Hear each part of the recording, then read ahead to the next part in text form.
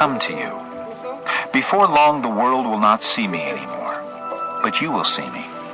Because I live, you also will live.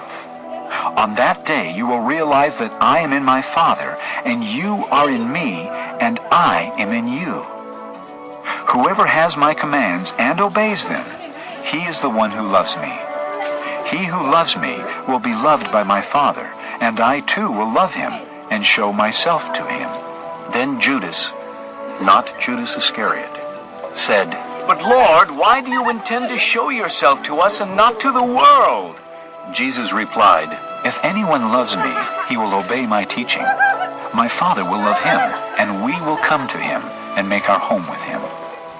He who does not love me will not obey my teaching. These words you hear are not my own. They belong to the Father who sent me. All this I have spoken while still with you. But the Counselor, the Holy Spirit, whom the Father will send in my name, will teach you all things and will remind you of everything I have said to you. Peace I leave with you. My peace I give you. I do not give to you as the world gives. Do not let your hearts be troubled, and do not be afraid. You heard me say, I am going away, and I am coming back to you. If you loved me, you would be glad that I am going to the Father, for the Father is greater than I. I have told you now before it happens, so that when it does happen, you will believe. I will not speak with you much longer, for the prince of this world is coming. He has no hold on me, but the world must learn that I love the Father and that I do exactly what my Father has commanded me. Come now, let us leave. Chapter 15. I am the true vine, and my Father is the gardener. He cuts off every branch in me that bears no fruit, while every branch that does bear fruit, he prunes so that it will be even more fruitful. You are already clean because of the word I have spoken to you. Remain in me, and I will remain in you. No branch can bear fruit by itself. It must remain in the vine. Neither can you bear fruit unless you remain in me. I am the vine, you are the branches. If a man remains in me, and I in him, he will bear much fruit. Apart from me, you can do nothing.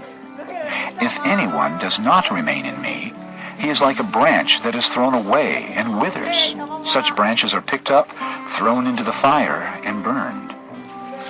If you remain in me, and my words remain in you, ask whatever you wish, and it will be given you. This is to my Father's glory, that you bear much fruit, showing yourselves to be my disciples. As the Father has loved me, so have I loved you. Now, remain in my love. If you obey my commands, you will remain in my love, just as I have obeyed my Father's commands and remain in his love. I have told you this, so that my joy may be in you, and that your joy may be complete. My command is this: love each other as I have loved you. Greater love has no one than this, that he lay down his life for his friends. You are my friends if you do what I command. I no longer call you servants, because a servant does not know his master's business. Instead, I have called you friends. For everything that I learned from my Father, I have made known to you. You did not choose me, but I chose you, and appointed you to go and bear fruit, fruit that will last. Then the Father will give you whatever you ask in my name. This is my command: love each other. If the world hates you, keep in mind that it hated me first. If you belonged to the world, it would love you as its own. As it is, you do not belong to the world, but I have chosen you out of the world. That is why the world hates you. Remember the words I spoke to you? No servant is greater than his master. If they persecuted me, they will persecute you also. If they obeyed my teaching, they will obey yours also. They will treat you this way because of my name, for they do not know the one who sent me. If I had not come and spoken to them, they would not be guilty of sin. Now, however, they have no excuse for their sin. He who hates me hates my Father as well. If I had not done among them what no one else did, they would not be guilty of sin. But now they have seen these miracles, and yet they have hated both me and my Father. But this is to fulfill what is written in their law. They hated me without reason.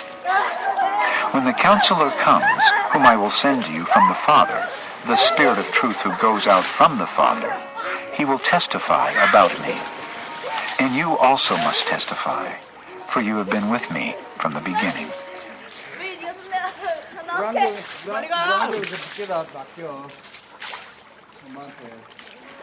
Chapter 16. All this I have told you, so that you will not go astray. They will put you out of the synagogue. In fact, a time is coming when anyone who kills you will think he is offering a service to God. They will do such things because they have not known the Father or me. I have told you this, so that when the time comes you will remember that I warned you.